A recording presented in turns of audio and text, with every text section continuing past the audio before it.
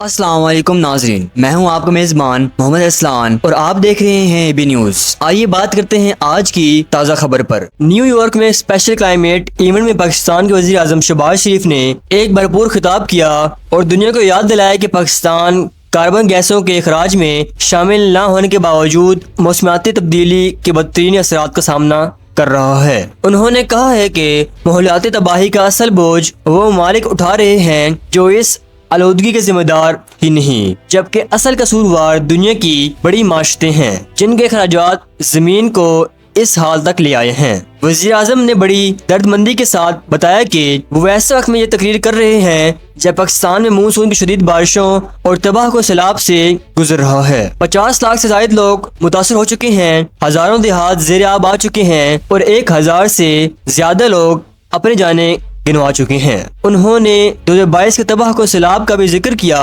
جس سے پاکستان کو 30 ارب ڈالر سے زائد کا نقصان ہوا تھا اور لاکھوں لوگ بے گھر ہو گئے تھے۔ اس وقت اقوام متحدہ کے سیکرٹری جنرل اینٹونیو گوترس خود پاکستان آئے اور تباہی کو اپنی آنکھوں سے دیکھا تھا۔ شہباز شریف نے واضح کیا کہ پاکستان کا گلوبل کاربن ایمیشن میں حصہ نہ ہونے کے برابر ہے، لیکن ہم نقصان اپنے حصے سے کہیں زیادہ اٹھا رہے ہیں۔ انہوں نے دنیا سے اپیل کی ہے کہ وہ آئندہ نسلوں کے لیے اپنی ذمہ داریاں پوری کریں اور ماحولیاتی تحفظ کے لیے عالمی اقدامات کریں۔ خطاب میں انہوں نے پاکستان کے اقدامات کا بھی ذکر کیا اور بتایا کہ پاکستان زہریلی گیسوں کے اخراج کو روکنے اور ماحول کو بچانے کے لیے بڑے پیمانے پر کام کر رہا ہے۔ ملک میں جشن کاری مہم جاری ہے، مینگرووز کے جنگلات کا تحفظ کیا جا رہا ہے اور پن بجلی، شمسی اور نیوکلیئر توانائی جیسے ماحول دوست ذرائع کو فروغ دیا جا رہا ہے۔ انہوں نے کہا ہے کہ پاکستان نے 2030 تک گرین ہاؤس گیسوں کے اخراج میں 15% کمی کا وعدہ کیا تھا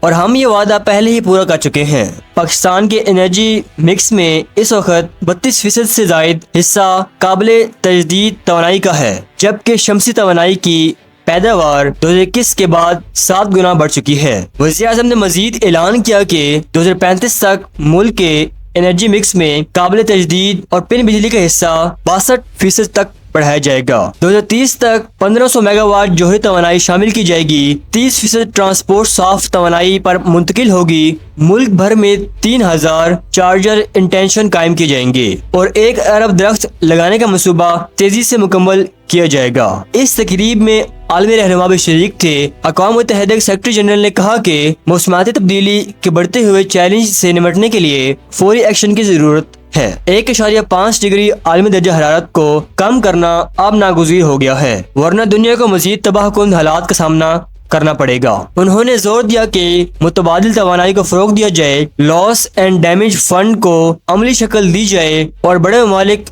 اپنی ذمہ داری قبول کرے۔ برازیل کے صدر نے کہا کہ ترقی یافتہ ممالک کی وعدہ خلافیاں اور ناکافی اقدامات ماحولیاتی مسائل کو مزید گمبھیر بنا رہے ہیں۔ انہوں نے مطالبہ کیا کہ ماحولیاتی انصاف کو یقینی بنایا جائے تاکہ متاثرہ ملک کو ان کا حق ملے۔ چین کے صدر شی جن پنگ نے بھی دنیا کو یاد دلایا کہ ماحولیاتی بحران ایک حقیقت ہے اور اجتماعی اقدامات کی ضرورت ہے۔ انہوں نے کہا کہ چین 2035 تک گرین ہاؤس گیسوں کے اخراج میں 7 سے 10% تک کمی کرے گا اور گرین انرجی کو مزید فروغ دے گا۔ یورپی یونین اور ترکیہ کے رہنماؤں نے بھی تقریب سے خطاب کرتے ہوئے ماحول دوست ٹیکنالوجی میں سرمایہ کاری بڑھائی، متبادل توانائی کو ترجیح دینے اور اجتماعی کوششوں پر زور دیا۔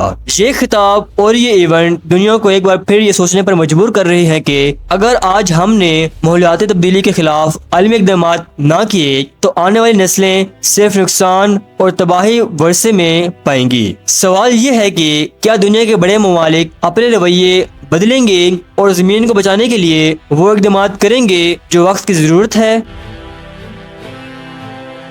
یہ تھی اب تک کی مکمل تفصیل۔ جیسے ہی مزید خبریں آئیں گی ہم آپ کو آگاہ کریں گے۔ ملتے ہیں اگلی خبر میں۔